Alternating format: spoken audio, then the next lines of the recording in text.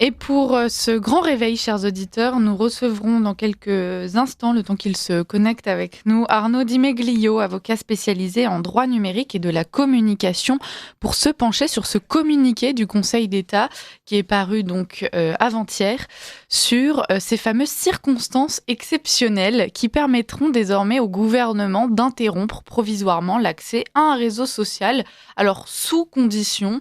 On est quand même rassuré et en même temps pas tellement, parce que quand le gouvernement explique qu'il se fixe certaines conditions avant de restreindre nos libertés, eh ben on sait bien souvent que ces conditions sont parfaitement aléatoires, si ce n'est complètement arbitraire.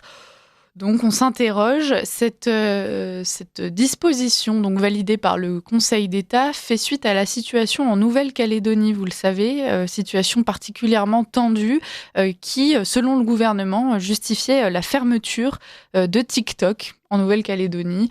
Ça a donné lieu bien évidemment à des plaintes de la part de particuliers, mais aussi une association qui s'est engagée et donc ils ont été amenés à statuer sur ce cas-là. Tout ça donc en se basant sur une jurisprudence qui est vieille depuis maintenant quasiment 100 ans, qui date de la Seconde Guerre mondiale, chers auditeurs, rendez-vous compte. Alors Alors Alexandre a essayé de... Dites-nous. Non, je disais nous sommes en guerre, Liselotte. Mais oui, mais toujours, c'est une guerre, c'est une guerre qui n'en finit pas.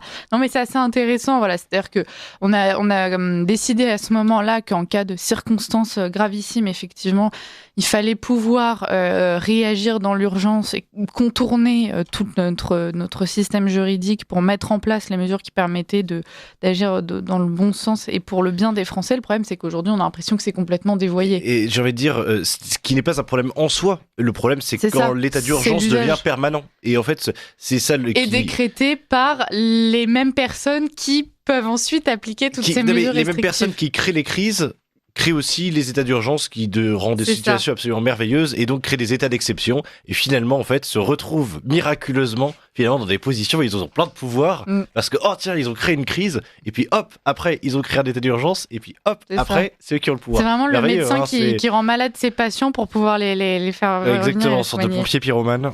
Bon, merci Alexandre pour cette brève introduction. On me dit qu'Arnaud Di Meglio est avec nous. Bonjour monsieur, est-ce que vous nous entendez ?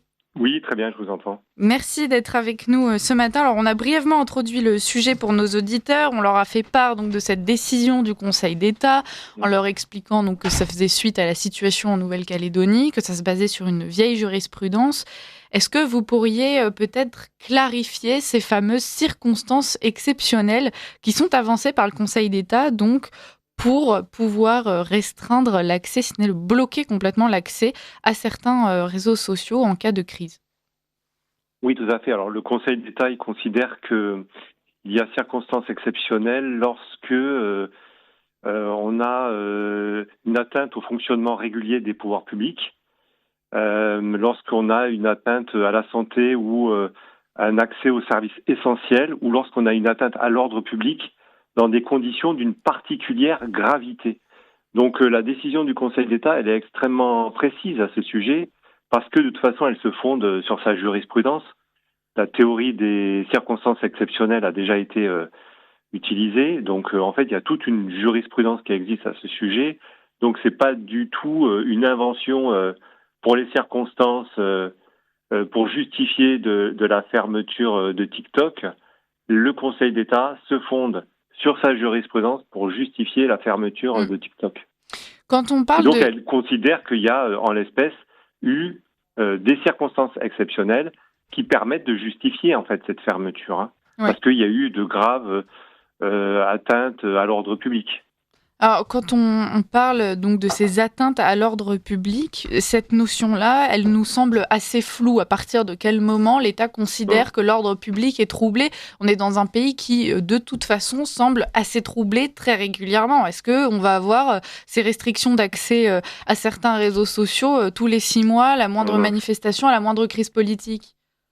Oui, sauf que là, en l'espèce, il y a eu quand même plus de 13 morts, il y a eu des centaines de blessés, il y a eu plus de 2 milliards de dégâts. Donc, on est quand même dans des circonstances exceptionnelles. Certes, on est dans une situation trouble en ce moment, mais bon, on ne peut pas dire qu'il y a eu 13 morts ces derniers temps sur notre territoire, avec des centaines de blessés. et des milliards de dégâts. Donc, Est-ce à que vous pensez circonstances que exceptionnelles, peut-être mesure exceptionnelle, voilà. Est-ce que vous pensez que ce droit-là, comme cette mesure reste quand même assez floue, même on peut la comprendre dans le cas de la Nouvelle-Calédonie, est-ce que néanmoins on a en droit de s'imaginer que ça pourrait être élargi justement à des cas où là, concrètement, ça pourrait être un peu remis en question, en tout cas la légitimité de l'application remise en question? Oui, bien sûr, il ne faut pas que ce soit la porte ouverte à toutes les dérives, à toutes les atteintes, notamment à la liberté d'expression. Il y a un contrôle du juge. Donc le juge, de toute façon, il est là pour contrôler.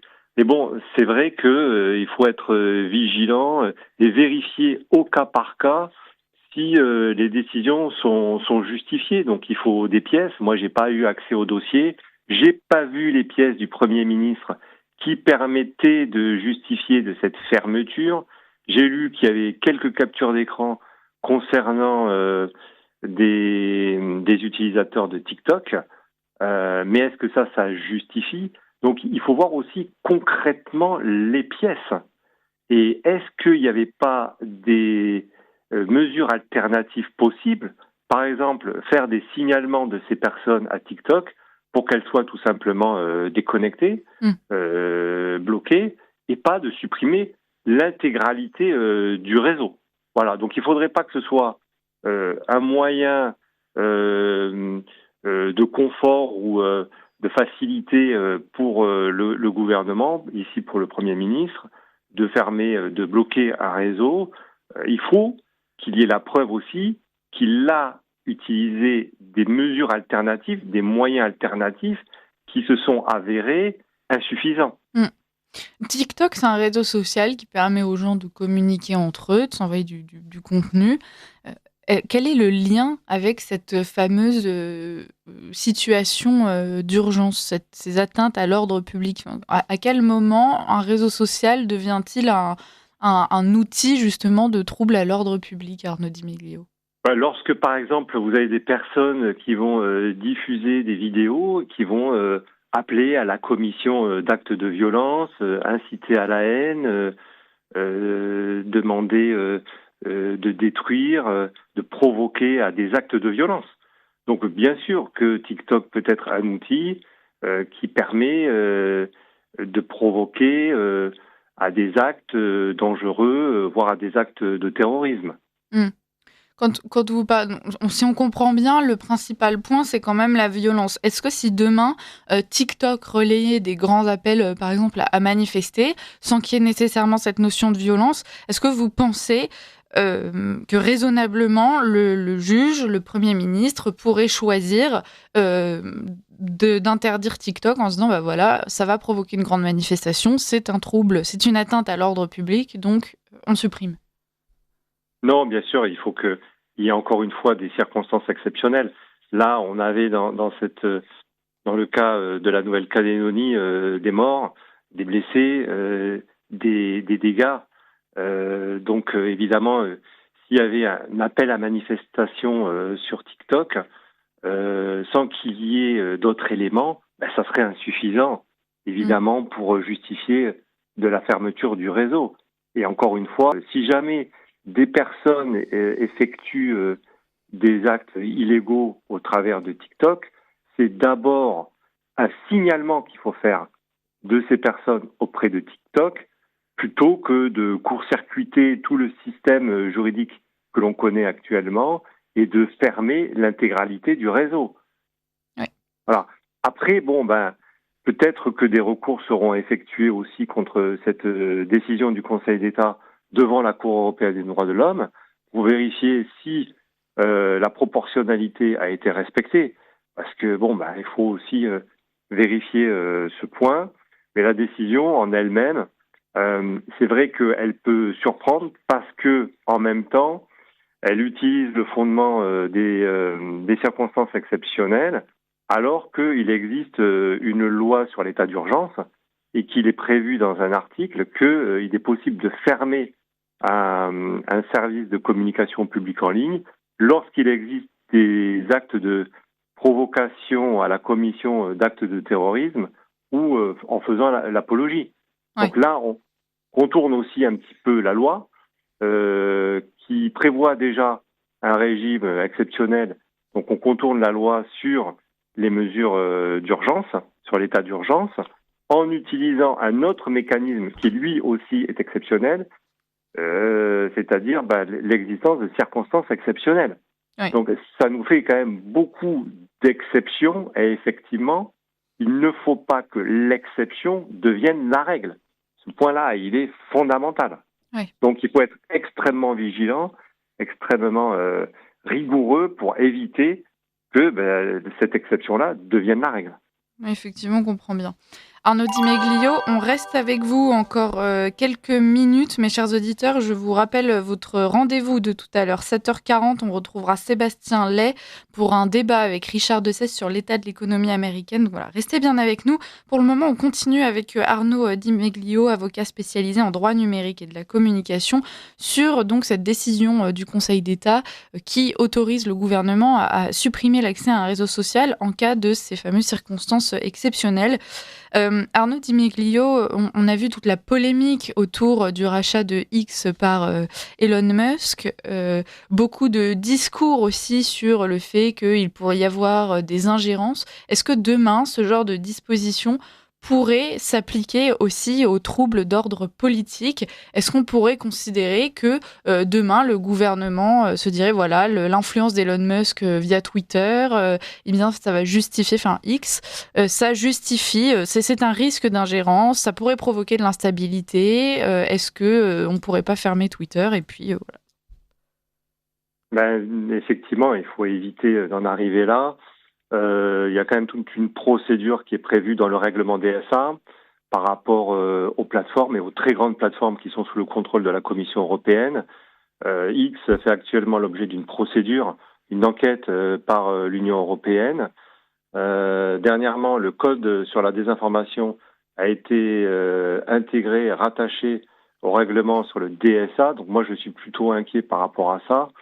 Mais effectivement, faut faire attention à ce que, justement, on court-circuite pas tout notre droit par rapport au règlement DSA en utilisant ce fondement des circonstances exceptionnelles. Mais bon, il existe aussi d'autres dispositions par rapport à la propagande étrangère qui ont été adoptées. C'est vrai que de plus en plus, les textes se multiplient. Mais en même temps, par exemple, le code de conduite sur la désinformation qui a été adopté, il s'agit d'un code qui est facultatif et on sait que Elon Musk était sorti de ce code de conduite sur la désinformation tout simplement parce qu'il considère qu'il allait trop loin et qu'il n'était pas respectueux de la liberté d'expression. Bon. Donc on a deux conceptions. D'un côté, celle d'Elon Musk, celle de l'Union européenne, et on voit qu'on assiste à un bras de fer. Il faut évidemment espérer qu'on n'aille pas jusqu'à la fermeture de X et de Twitter, et que de son côté, Elon Musk respecte les demandes de l'Union européenne quant à la conformité au règlement DSA, parce qu'il n'a jamais dit qu'il n'allait pas respecter le règlement DSA, il n'a jamais dit que la liberté d'expression sur X allait être absolue. Il a toujours reconnu qu'il allait se conformer à notre réglementation. Donc, on n'en est pas encore là quand même. Ouais.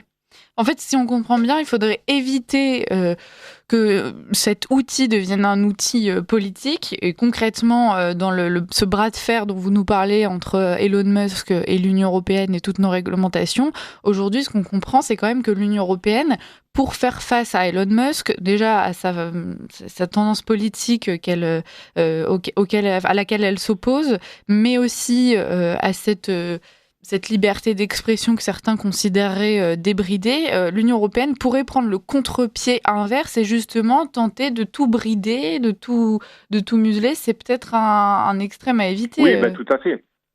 On le voit un peu au travers du code de conduite sur la désinformation. J'ai travaillé dernièrement sur cette question parce que je la trouvais très floue.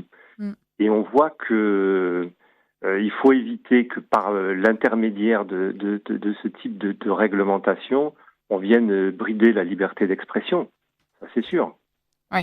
Bon. Bah écoutez, il nous reste 1 minute 30, j'allais conclure, mais on a encore un peu de temps, tant mieux. Vous nous disiez précédemment qu'il fallait dorénavant donc vraiment surveiller la façon dont cette nouvelle règle juridique allait être appliquée. Aujourd'hui, comment est-ce que un citoyen français classique peut justement surveiller et puis s'offusquer si jamais on considère qu'il y a des écarts? Est-ce que, comme on est dans une situation d'urgence, de toute façon, le gouvernement imposera sans aucun recours possible, ou est-ce que nous, on a encore des outils pour pouvoir enrayer certains abus auxquels on pourrait assister? Si on revient sur la question de Twitter, par exemple, la Commission européenne ne peut pas ordonner la fermeture de Twitter. Il faut que ce soit le juge qui l'ordonne. Il n'est pas prévu dans le règlement DSA la possibilité pour la Commission européenne de fermer X. Il faut uniquement un juge a la possibilité de le faire dans des conditions qui sont précises et qui sont extrêmement graves. Donc, pas croire non plus qu'on va pouvoir, en un claquement de doigts, fermer X de cette façon-là. Oui. Bon, encore faut-il que pouvoir juridique et politique soient bien distincts, et puis on sait que ça semble un petit peu compliqué en ce moment. Arnaud Di Meglio, merci beaucoup d'avoir été avec nous ce matin. Je rappelle que vous êtes avocat spécialisé en droit numérique et de la communication. On va continuer à suivre tout ça, et puis on vous réinvitera, surtout si jamais on constate des dérives, on vous demandera votre avis. Merci beaucoup. Parfait. Et à très bientôt. Merci beaucoup.